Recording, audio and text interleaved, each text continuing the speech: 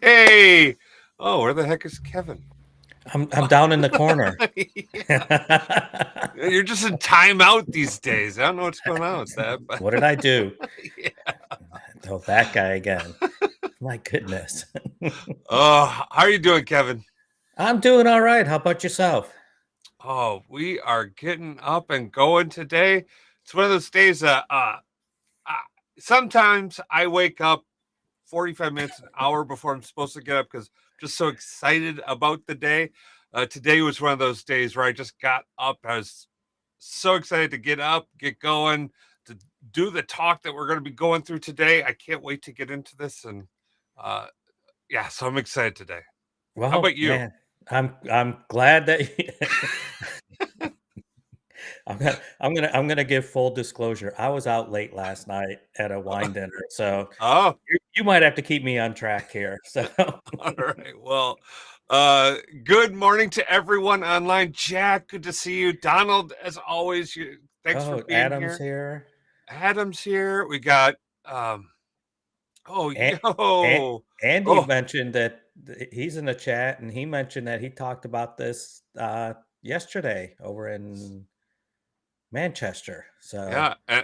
And we actually have a special oh, guest look at today. that! Like impromptu. I'll We are start live. it. Welcome, Andy. How are you? I'm okay. How are you? Oh, fantastic. I saw your link and I was thinking, hey, if I'm going to be, let me just zoom out. There we go on There you go. Nice. my new camera. If Oh, I'm going to be, you're going to send a link out to invite me on when you're talking about database projects. Obviously, I can't not click on the link and join in, but I'm here as a casual observer. No, you are here to correct everything that I say. Oh no! I don't want that responsibility. Okay, how about like just add color to stuff that I say? I like that. I like that. I will just augment all the good stuff that you're talking about. yeah. See that? Plus, He even comes out with better words than I have, so. yes. Andy. So Uh, thank you so much for joining us today. This is truly impromptu, right? Like we did not have this planned out, but you know what? Life is filled with wonderful happenstances. So let's that's jump Exactly. into it, right? that's why it's live. You never know what's gonna happen. You gotta Right. join in. Although Never we've got no know. children or animals, right? So nothing truly bad could go wrong. Not that Yeah. we know of, so. Well, Yeah. There we go. Dax is right here. He's, this is his sleep time. He likes to sleep now. So, but we were talking about database projects, and but hang on, before we dive into that, there have been a Mhm. couple updates out into the like blogosphere and stuff that I just want to hit on before we go there. So we're gonna get into that in just a second. Um, but I don't know if you know who John Kursky is, but Mm. he's wrote a great blog article about incorporating more of DevOps uh, into like Fabric and Power BI. I don't know about you, but I'm all about upping the general knowledge and understanding of how you do DevOps in the Power BI world. So I do like to just point this out, and I'll share this out into the link here in just a second. I lost my Restream like logins here. So no, there it is. So I'll share this out into the chat. And then the other thing I do want to point out is if you don't know, Mim Mim has started a YouTube channel. This is one of the smartest guys working in data today. I was very lucky. I think I was the second or third subscriber. So there's now he's at 80. So we're going to see that grow really quick. Do subscribe to his channel. He's fantastic. And if you're not aware of who the Power BI guy is or Power BI guy is, Mm. and Mim is on the Fabric Cat team now. Look at that. Yes, he is now a Microsoft employee. Mim does deep dives into like data performance and cost management, and he's fantastic. But Is Power that BI why? guy. What's Yeah. that? Is that why Mim has been a bit kinder to Power BI recently? It's entirely possible that there's a degree of grace being given there. I'm going to assume that he's just kind of getting used to his new employer, and then as he gets used to things, then he'll come back out swinging. So yes, yeah. And then I do want to call out Power BI guy has been just continuing to turn out live streams out there. He's got a ton of videos.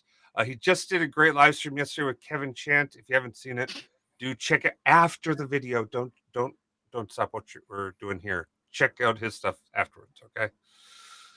and that's a really good tie-in. I like your little view there, because Kevin Chant talks a lot about database projects and DevOps as well and everything. So he's got some excellent blog posts about the topic that we're going to go into. I've read a lot of his stuff, learned from it. He was one of the first reasons I learned that we could do this over in Fabric. It was a preview feature at first, and it was a little rough. I don't know that this is perfect yet, but it's better, right? So, Andy, what's been your experiences with database projects back up to Fabric? Have you found issues? Is it working well for you?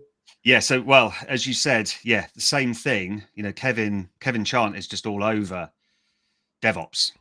That includes some of the more, I'm not going to say awkward services, but things like serverless SQL pools in Synapse. So, if anyone's not following Kevin and what he's doing on the DevOps side of things, then you need to get on with that, because Kevin will blog once, twice, 3 times a week and continuously go back and update blogs on what he's been doing. So yes, Kevin tweets out, says, hey, look, Synapse warehouses are now available as an option in Azure Data Studio database projects. And then when I sort of picked myself up from the chair and thought, oh, wow, so they're adding this feature like now, because we waited ages for database projects to be added to things like Synapse, dedicated SQL pools, and even longer for serverless. So really good that they're the Microsoft are front and center.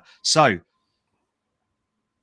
positive so far. We have the limitations, right, in terms of what the warehouse can and can't do. So we can't alter.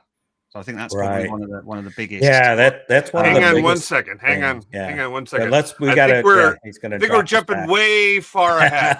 Yeah. Because me as a Power BI developer, I come into the world and I know, Power BI. I started to learn what a star schema was. I then kind of heard what a data flow was, and then Fabric came along and it's introduced all these different things. And now you're talking about a database project. Yeah. Can you explain to me what is a database project?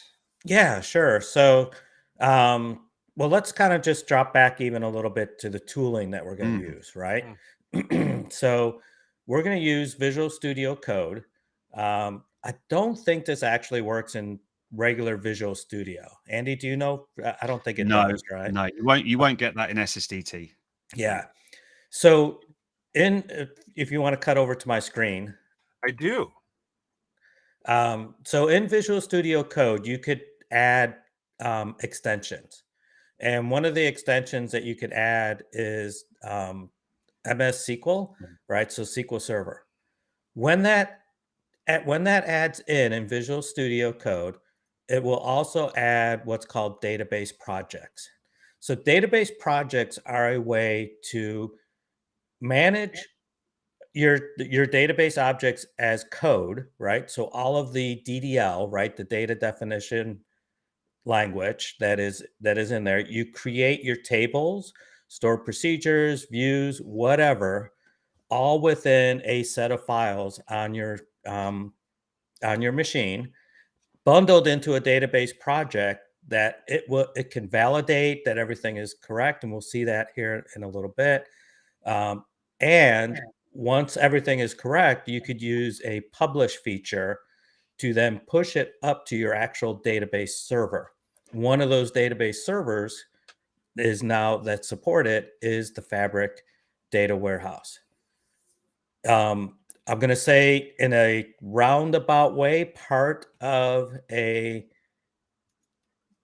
Lakehouse SQL endpoint if you wanted to keep your views and other things that you did in there, you could keep them there, but it's your tables are not managed from a lake house, right? Over into a database project. So you're going to mostly use this for a data warehouse in that.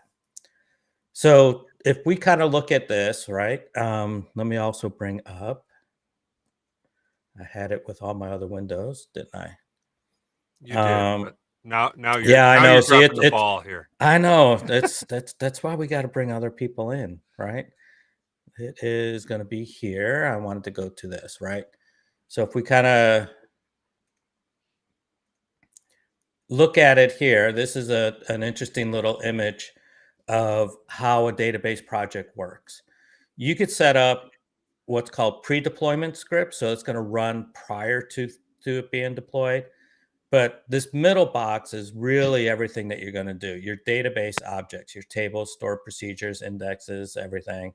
And you could have what's called a post deployment, so it's going to run after these things. You do the build, it shows that it produces what's called a DAC file. When I'm doing it, I have it just generate a SQL script, and I could look through that SQL script because there's a couple things that I end up taking out, and I'll try to show it to you. Like one of the things in SQL, it likes to do a refresh of your stored procedures, but the refresh code doesn't exist up in Fabric. So if you run it, then all of a sudden your last step fails. Um, so come take a look at this. What else did I have on here? I see. Did you have that link, Kevin? Yes, I could give that. Yeah, you can get to this link once you install. Once you install MS SQL Server, right, and it's going to install it here. This link is also available for you in in your Visual Studio. Why did that not take? I'm gonna blame it on wine night. I know everything's going to be blamed on wine. It's oh my goodness. I'm literally like hitting paste in the chat, and it's pasting something different. So there, that time it worked. There we go. It's just knowing tools, right? Yep. Good morning, James. Good to see you as well. And yeah, and Stina's from Texas is the one who's calling out that we've got to give you grace on this, Kevin. No, I did it to myself. So I mean, that's the wrong window. Yeah. Okay, so let's start here. It's a little. Yeah, this one I forgot to change to 125. It's all good. Okay. So we have a workspace up in Fabric. This one I just happened to name Fabric FFDB project, right?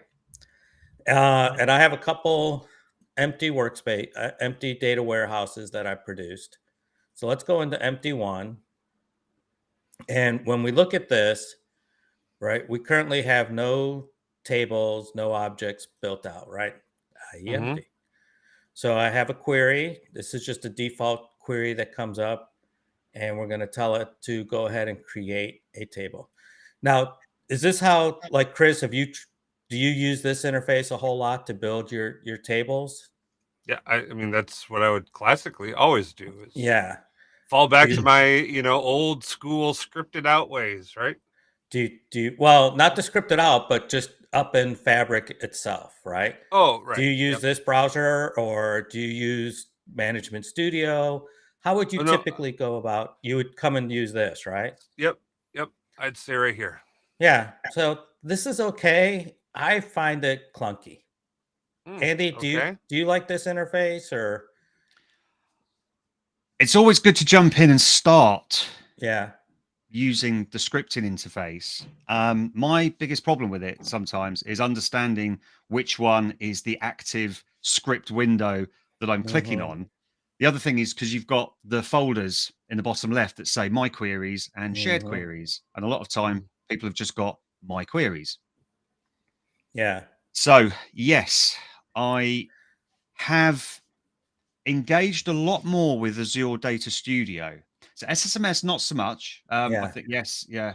Iwana SSMS, I find it slow. Well, it shouldn't be slow, really. Oh wait, I think she's saying always SSMS, and she's saying Yeah. I find this slow, as in the Sorry. Fabric Yes. Yeah. Yeah. experience. So you're always using SSMS, and the web interface Mhm. is a bit slow. So yes, I think the one thing that the web interface does is it actually limits the number of rows that come back.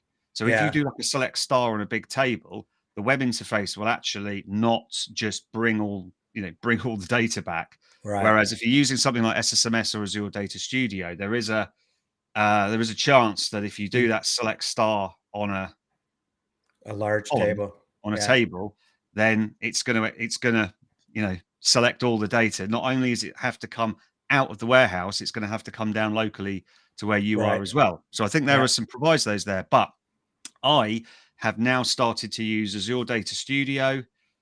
I'm now using notebooks Mhm. because I can source control. And actually, over on the Fabric community website, we can ask questions and answer questions as well. There have been some questions around how people are using the queries that are saved in Fabric and how they could be visible in something like Azure Data Studio. I think there was some Mm. confusion there.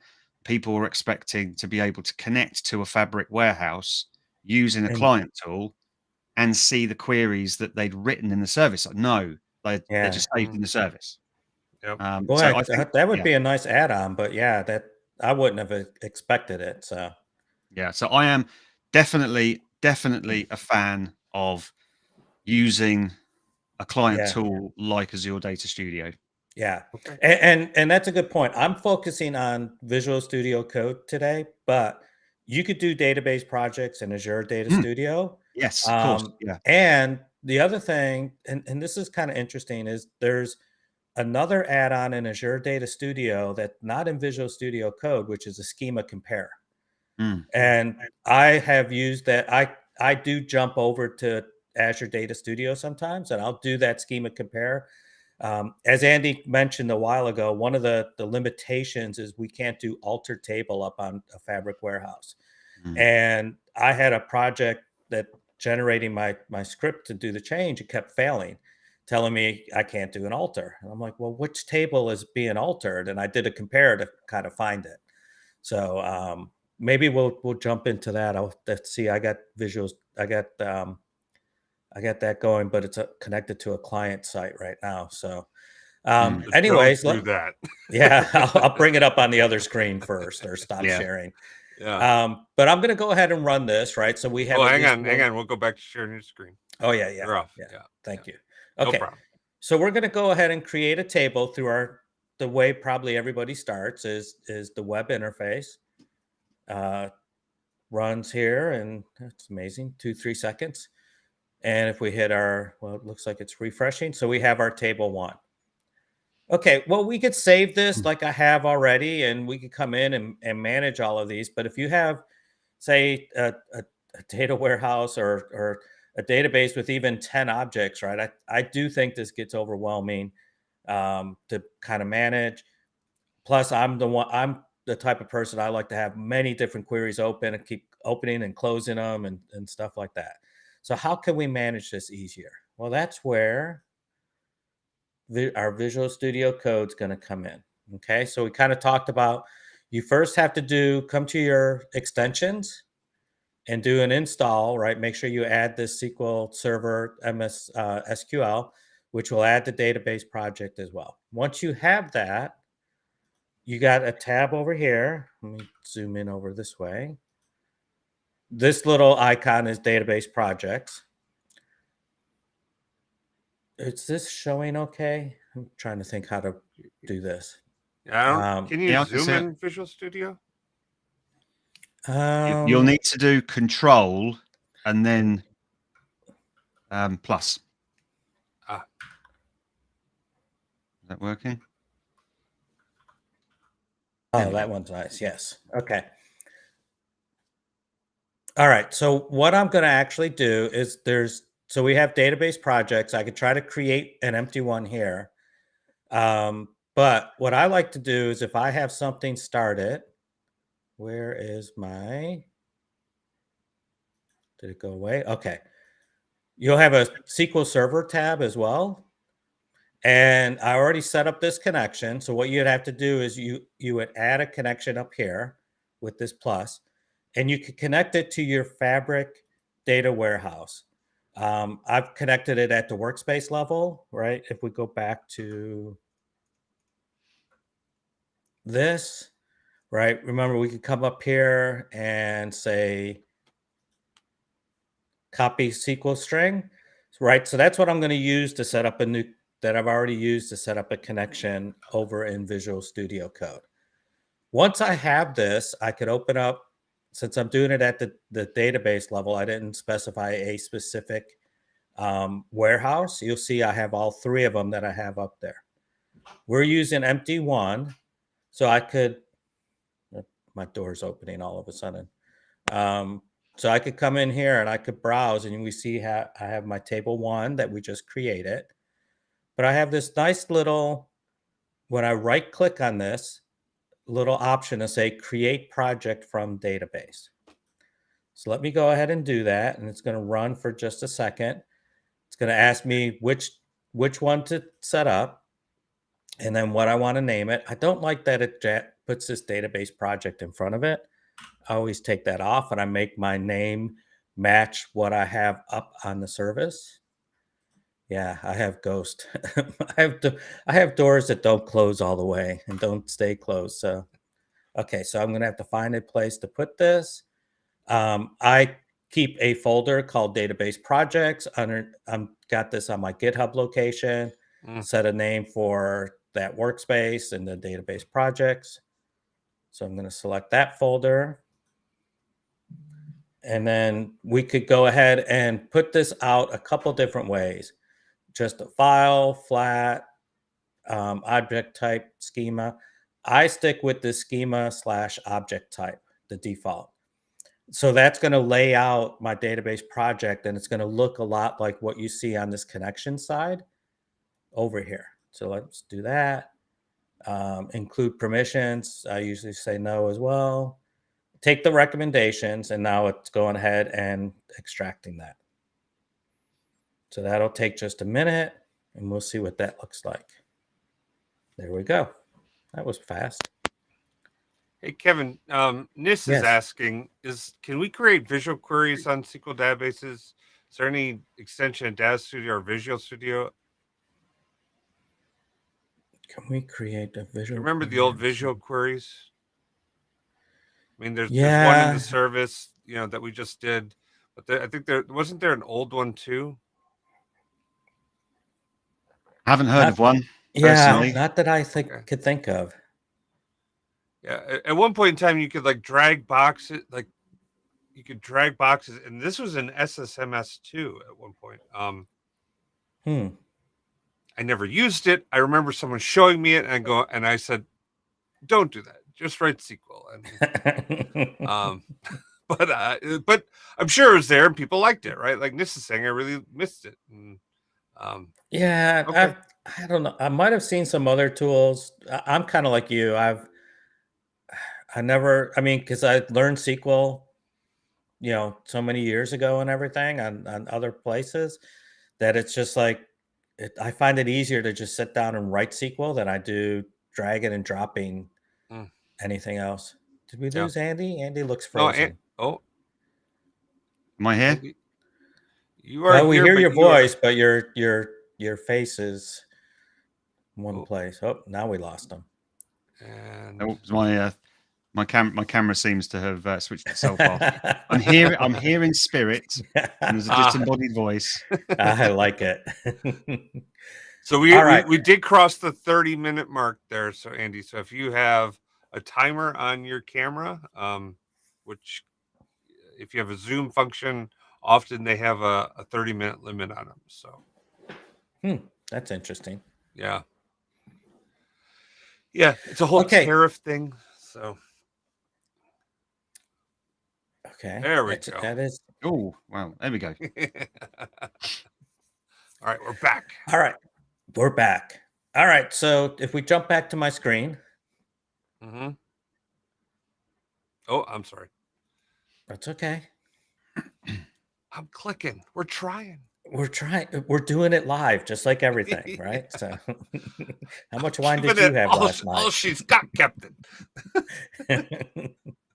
All right, so now we've come and changed over to our database project tab, and this is showing what our database that we just, we'll call it reverse engineered, right? We connected up there, brought everything down. It brings in all of our different objects that exist on there, lays it out by schema. So if we look under DBO, we have a DBO folder, which is our default schema name.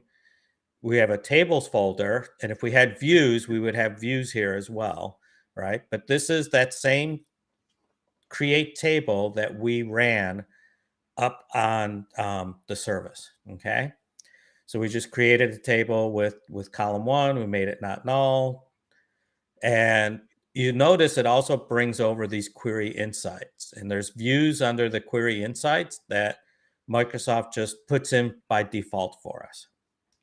One of the things that I do when I set up my database projects is I delete these right away.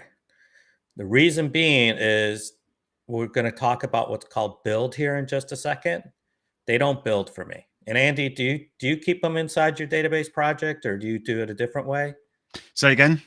Do you keep these query insights default views inside your database project, or So if you're starting from scratch, they won't be there. right? And of course, then if you then try and publish to the Fabric warehouse and you don't have your publish profile set up to not drop objects in Mm-hmm. the destination, then you'll get an error saying, it can't drop the query insights Yep. because they're the system views, right? So I don't have them in projects if I start from scratch, and then my Yeah. publish profile is don't drop objects that are not in the destination. However, if you created a database project from Synapse, from the warehouse, then Mm-hmm. you'll get those query insights included. So the only Right. problem is you don't have any control over those query insights. So Yeah. if So they get changed in the service, right. there's going to be a bit of a mismatch. So if you have them in your project, I would just ignore them. So you'll be able to set them to, ignore. Yeah, you could set them to ignore, or you could Yeah. delete them. I go Yeah. ahead and just delete them, right? But we could come up here and say exclude from project Yeah. to ignore them, but I have no need for them, so I just go ahead and delete them. But before I do that, let's kind of talk about why we do that, right? Once you have a project here, you could do this build feature, and Andy alluded to that, right? So once you're making changes to your whole overall project, you could do a build before you push it up to the service to say, hey, do I have everything correct here? Right. And Mm. so this is going to go ahead and run the build, and you see it in my output window over here.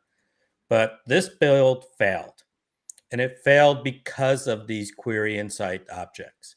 And we could page through and find the error messages, but that's probably for another time. So I'm just going to go ahead and delete these from the project.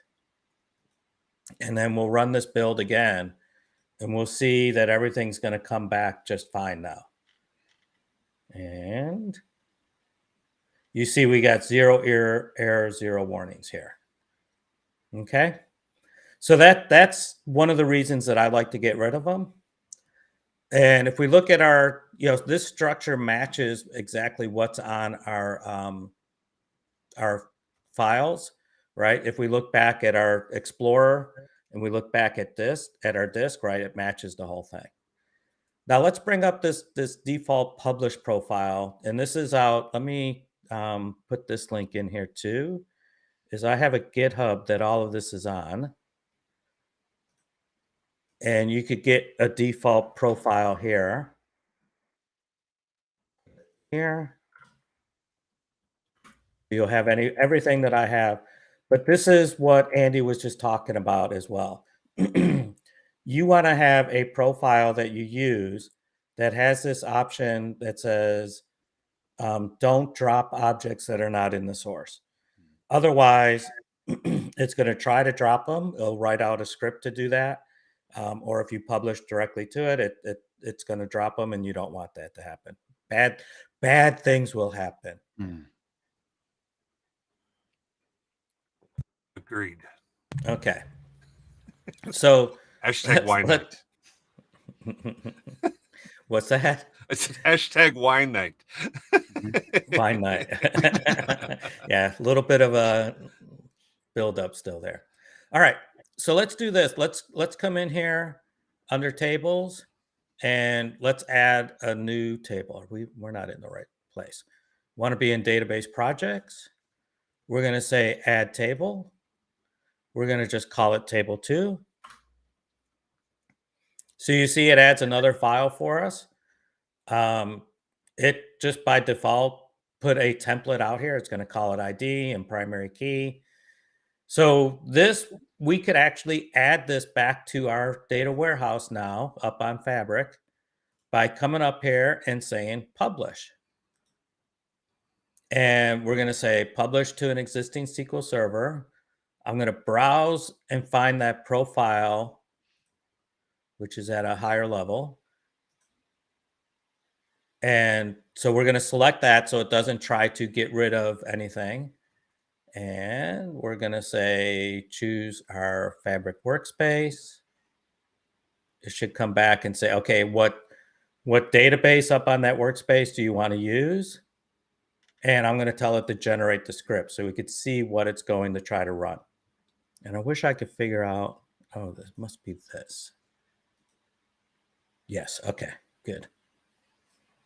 Luckily, there was nothing in Teams that couldn't be shown there for a half second. All right, so it runs for just a little bit. It's doing that build. We could see messages over here. I'm going to leave this window up. So it first does the build, make sure there's no errors.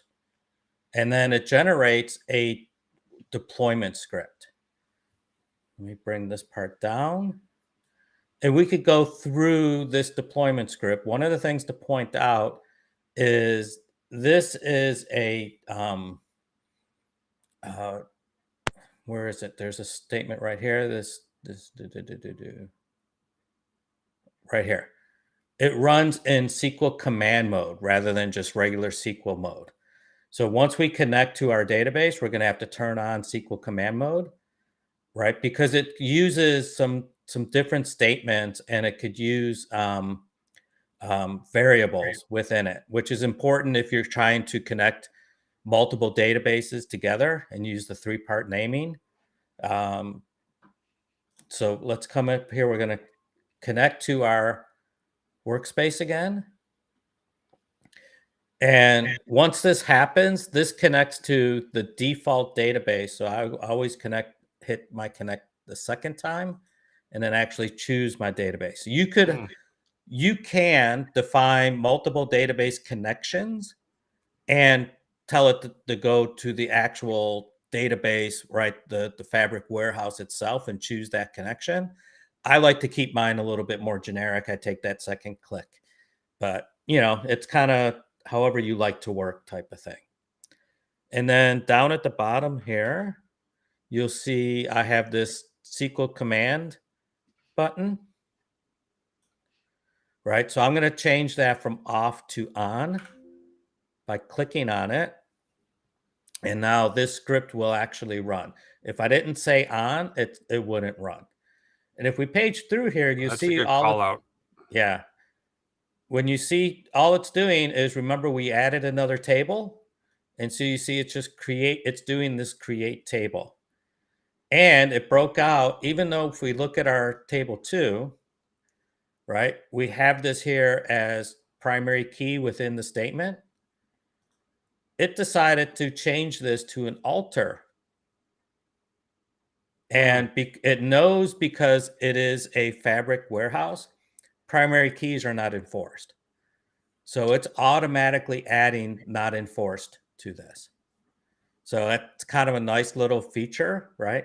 When the way that this actually works is it builds out that kind of DAC pack, right? Or the way I kind of think about it, Andy might be able to enhance this a little bit. But I think of it, it does kind of a compare of all the files you have in your project to what's up on the database. And it decides the right order, the right way to go ahead and script it out to make all of those changes so that the database destination matches what's in your project without you having to always think about each way of doing it. So you end up writing and you keep your, this is probably the biggest thing when I'm teaching people about database projects. They go, well, what if I want to add a column in here? Don't I have to write an alter script? It's like, no, you don't. If if data warehouse up on Fabric supported alters, you wouldn't do that, right? Like if you're going to a regular SQL database, you just write your create table script as you want the table to look. And this tool will change it out to the proper alters, assuming alters worked, right? Hopefully in the future they will work. Andy, any better ways of that you're thinking of to saying that? Maybe the wine's kicking in again. Well, yeah, what you would so basically the magic happens within SQL package. So I was actually trying to paste the link into the chat for SQL package. It's definitely worth getting to know. I mean, that points to SQL 2022 in terms of SQL package, but it's definitely worth having a read through because that's exactly as Kevin said. You know, when you're hitting that publish button, under the hood, it's taking that DAC pack, which contains your schema information, your tables, views, stored procedures. It's then using SQL package to compare against the destination, and then based on your published profile, it'll then generate that script. And actually, what was interesting, and I hadn't seen this script that Kevin has shown, but that's a really important point that Kevin made. You can't embed your primary keys. You can't embed your foreign key relationships within your create table statement. They all have to be handled with alter statements. So that's really good to see that the project understands that you've got, and also, so if you can you flick back to your table definition very quickly, Kevin. So create table, int not null primary key. So there's two things going on here. One is that you've put a primary key definition within the create table statement.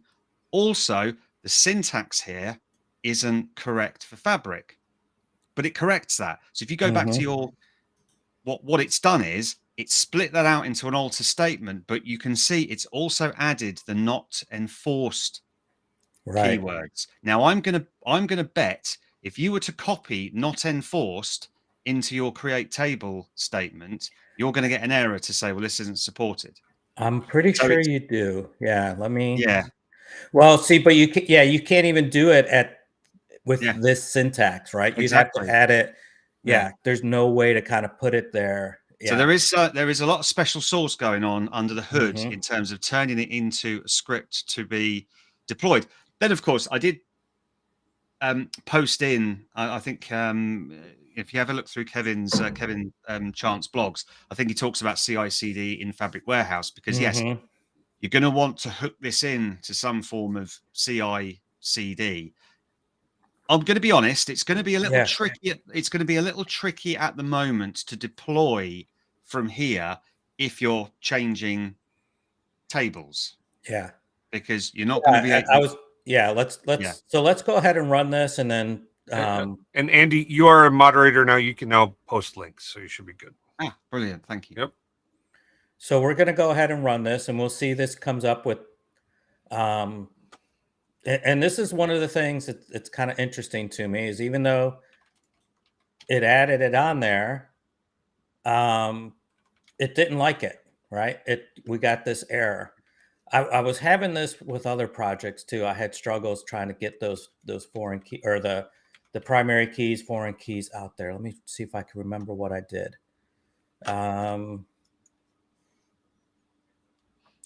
Because it's telling us like it must be non-enforced.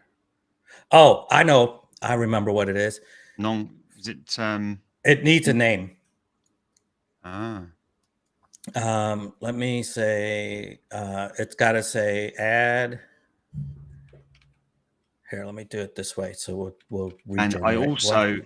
I also think that you can't create it as a clustered primary key. It has to That be is, it has to be non-cluster. it Yep. has to be non-clustered. So there we go. That is Yeah. why the TC. I'll hit here. I'll post it in the chat. What they call the T-SQL surface area, i.e., the things that you can't do, is really important. Right. And so I was going to kind of get into that and talking about, let's kind of just jump to this, but it did, you're going to see it, it did create the table. It just didn't it failed on creating the primary key. So if we look back at our connection to the SQL Server and do a refresh, we're going to see that we have table 2 out there. Now, if we run this publish script again, you're going to see that it's not going to try to generate the table. All it's going to try to do is generate that primary key, because that's the only thing that doesn't match right now. But yeah, there are a bunch of things that, from, I guess if we call kind of what we know as SQL Server today, that is not supported yet, or maybe different over in Fabric Data Warehouse. So one of the things that I did, and I'm going to go ahead and not save this, get rid of this. Let me just do a commit to get rid of this, because I'm going to change branches here. I'm going to change over to a branch that I'm going to change to my main branch first off. Because one of the things that I did is I reversed engineered a Contoso. That's not right. Don't tell me I got to reopen this. Sometimes you gotta. No. Yeah, I know. Open recent. That's not what I wanted to do. Hang on, let's bring this over.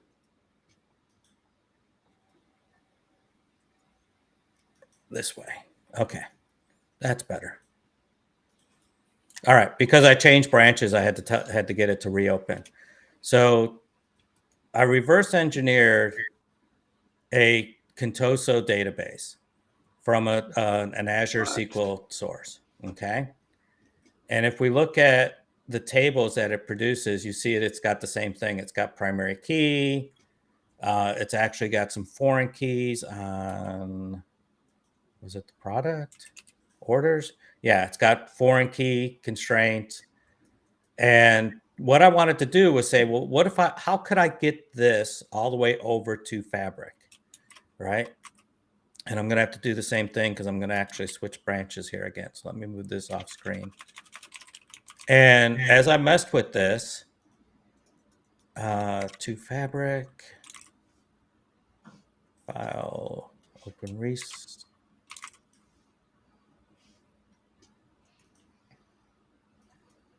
Let's see, hopefully we're on the right version now. Let me look at this. Okay. So you can see I removed the foreign key, because I was just having trouble getting the syntax working. But we were just talking about, on the create table, having that primary key. If I name the constraint and make it non-clustered, this is going to work. The other things that I ran into is I had to change all the N varchars to just varchar. There was data types like money that is not supported up in the Fabric Data Warehouse, right? So let's see, I got my list. N varchar, money, nchar, identity columns aren't supported. I had to get rid of security. There was the extended, where it was trying to put definitions on there. So I had to get rid of some of that. Date time too, and then I cleaned up my primary key and foreign keys. Once you do all that, you could take this database. And what was kind of nice is, when I came in here, I said, let's see. Oh, I'm not in the right view, I don't think. No, I am. Database project. Where is it? Okay. So on my original one, I had a target platform that was like an Azure SQL database. So if you have one that meets all the requirements for a warehouse in Fabric, you come in, you right click on this, and you change your target platform to be data warehouse in Fabric. And then when you run your build, it's going to find things that it doesn't like, most everything, so that it won't publish. Does that make sense? I think so. Okay. Kevin So- or Andy, what's your thoughts on that? Yes, yeah, I followed it. Yeah, Okay. Okay. yeah. So now, because I did have all of this cleanup, trying to see where we are on time. We're pretty good on time, Yep. right? Now back to kind of what I was talking about is we could run this publish, and I'm going to again say publish to new existing or to an existing place. I'm going to browse for my profile. I have I don't remember what's in that publish. I'm going to use my default one. Navigate back up to my Fabric workspace.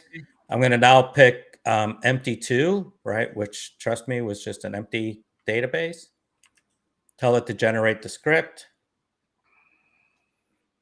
It asks me every time if I want to save the published profile, and I already have one saved.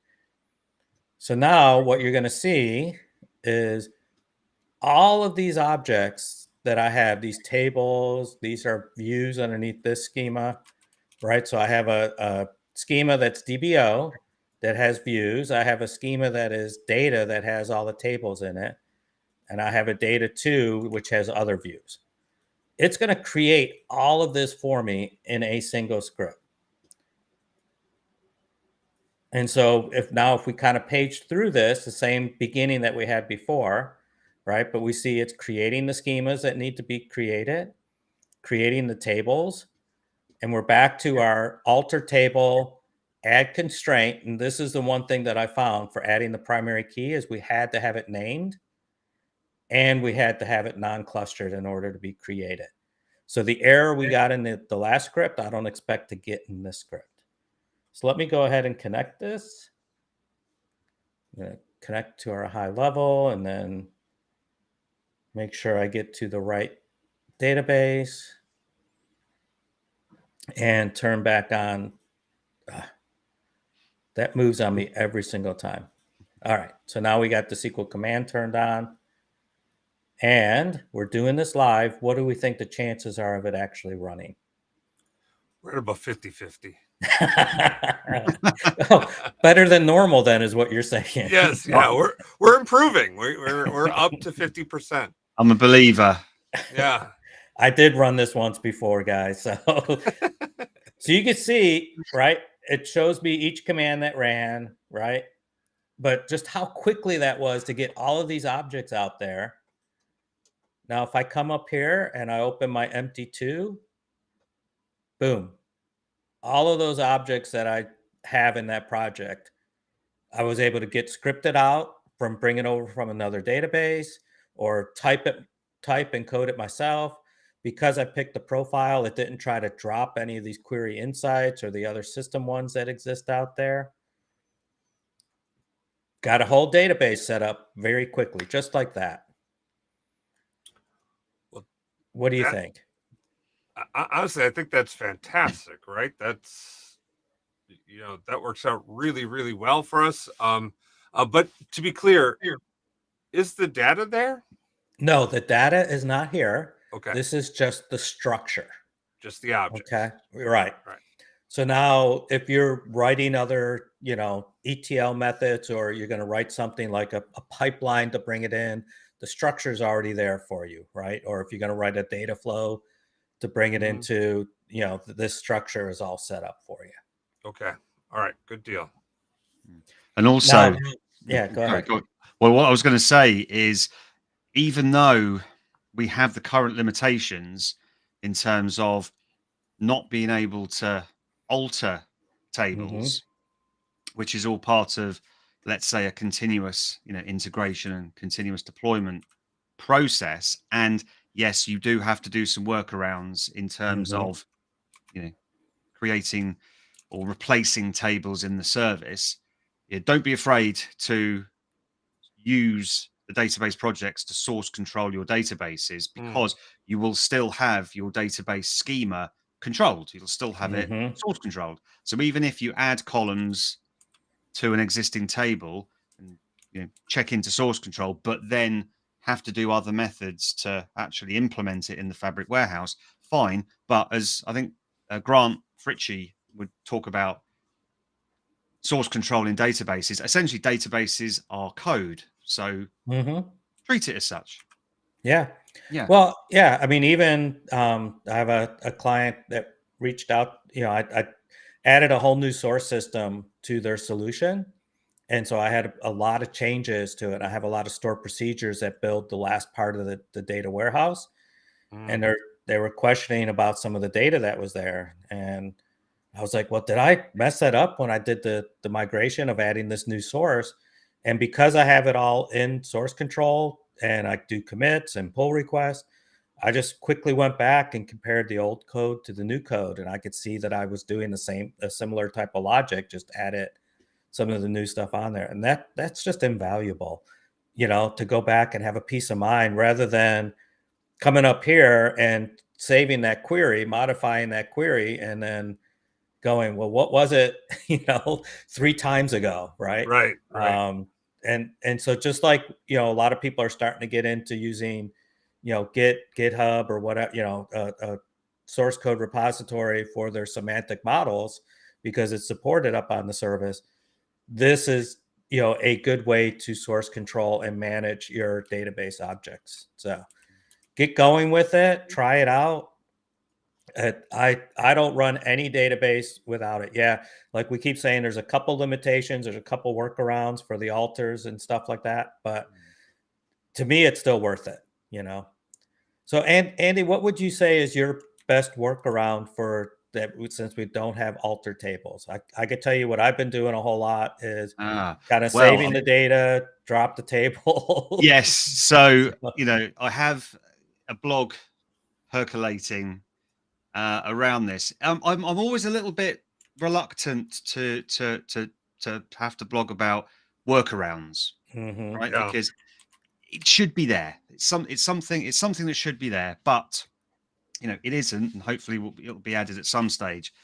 So it's all going to depend on the dependencies downstream in your warehouse. So, for example, if you've built semantic models, if you've got tables that you've created and populated, and then you've defined relationships between those tables, and then your semantic model downstream, has those relationships as well, and then you come along and you have to essentially drop a table and recreate it, then that can affect the relationships downstream if you've got to drop those relationships and recreate them. I do have a blog on that, on the relationships coming. So my method is you're going to recreate the table. So you won't just drop the old table and recreate it. You'll recreate the table with the new columns, so they'll both exist, and then you can use SP rename or rename object, something like that. Rename the old table, name the new one. Now you will have to, once you've renamed the table, is recreate any foreign key relationships to that table. So yes, it is a workaround, but yeah, I definitely wouldn't drop the table and then recreate it. I'd create another copy of the table with the relevant new columns and then just rename them. Yeah. And so the SP rename is supported up in Fabric Warehouse? Yes. Yeah, because I was thinking about that as I was putting it together, but I didn't get a chance to dig into it. So yeah, that'll be an excellent blog post. Everybody watch for that. SP rename always been available? That just came available, right? I'm not sure. Fabric? I'm not sure. It looks like the SP rename article was updated in December last year. And actually, what surprises me is that SP rename is supported in the Lakehouse endpoint. So if you do have Mm. views or stored procedures or functions that you've got in your Lakehouse endpoint, you could use SP rename as that. Thing is, I didn't even think anything of it. I just literally used SP rename to do something. I never even thought whether it would be supported or not. But yes, looks like it's fully supported. Interesting. And I was listening to someone saying that there was a bug where you could create views in the lake house, but it wasn't visible. Is that true? I thought we could see those. I think what that was referring to is if you're in a notebook, right, and you're running Spark and you create a view, right, Mm-hmm. you're not going to see that in the SQL endpoint. It's not the same type of view. No. So that's a view that exists in what, lack of a better term, the Spark database, right? To Mm-hmm. where they make the tables available in the SQL endpoint. And yes, if you create views using the SQL endpoint, you could see those through the SQL endpoint, but you don't see them in your like Spark code. Yeah. Okay. Right. So it's using the word view generically, but thinking about it as, are you really coming through a Spark engine or are you coming through the T-SQL engine? Okay. All right. That's interesting because okay. Good. And actually, just very, very quickly on that. Mhm, So Kevin mhm. touched on a really good point about the whole synchronization process, because the way that the Lakehouse and in Fabric works and the SQL endpoint is very much like the way that Synapse Lake databases Mhm. and the serverless SQL endpoint used to work. So you could create tables in a Synapse Lake database and it would synchronize the metadata so that it was available in serverless SQL pools to query. In Fabric, you create a table in a Lakehouse using Spark. It synchronizes the metadata to the SQL endpoint. Mhm. So I do see questions on the Fabric community site again about delays in objects appearing in that SQL endpoint. So some people say, I'm creating tables. They are fully supported tables, Delta tables, and I just don't see them in the SQL endpoint for about 5 minutes. Wow, So I've yeah, never seen it take that Interesting. long, but it's interesting. That is interesting. Well, we are at time. We've got to wrap this up. Andy, thank you for Yeah. dropping everything and I was just sitting here. I was secretly I was working, but it is technically lunchtime. oh, there you go. So when I saw database projects, I just thought, hey, I've been doing those recently. Got to join in the conversation. Yeah, it was great. It was great that you were here. Appreciate it so much and keeping me on track. And frankly, I know very little about database projects, so I learned a lot from this. It looks like we saw a number of people. Sean Lilly chimed in saying, "Hey, he's learning something new here." I learned something. I hope everyone did. Andy, we will give you the last word for the audience before we cut out of here. Well, I do like tenacious data. Happy Friday. Be kind to people and be tenacious with data. I'll see you all soon. All right, I See love ya. it. Love it. Peace. Peace. Bye-bye. Bye.